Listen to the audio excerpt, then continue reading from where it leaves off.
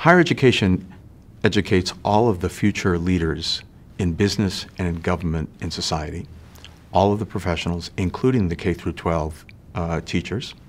It sets the framework for learning at the K through 12 level, especially since today most people that are graduating from the primary and secondary level want to go on to some form of college education. And it also produces all of the research that is necessary for society.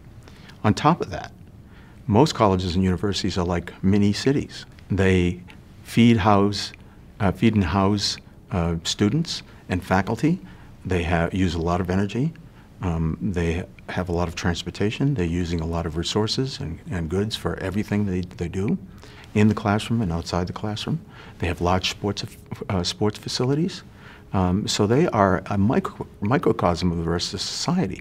In some cases, they're very big, like in the case of Arizona State University, which is 70,000 students. It's bigger than most of the towns and many cities in the United States. So how they actually operate is critical to creating a model for the rest of society. Besides that, in the United States, the higher education system is a large economic engine. 4,100 colleges and universities in the United States have an annual operating budget of about $350 billion. That's about 2.5% of GDP in the United States. That's bigger than the GDP of all but 31 countries in the world. It's huge. So the impact that we have in higher education is critical. All the major challenges that we face in society, population, health, economic, social, environmental, security issues, human rights issues, are not separate and competing. They are actually interdependent.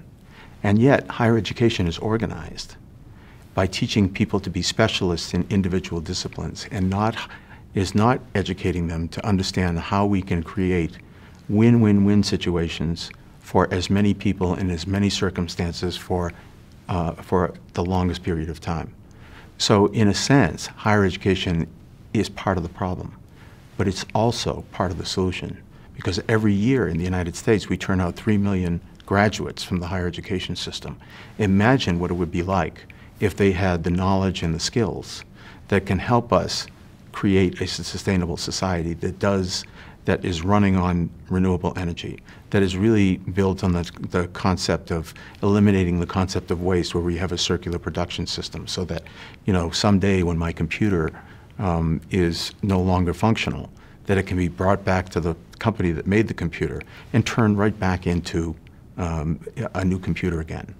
And so one of the things that we need to do is make the invisible visible, and education can do that and give the students the knowledge and the skills on how to make and do the things we need in society in a way that will allow as many people to have that opportunity as possible. So higher education is absolutely critical in that regard.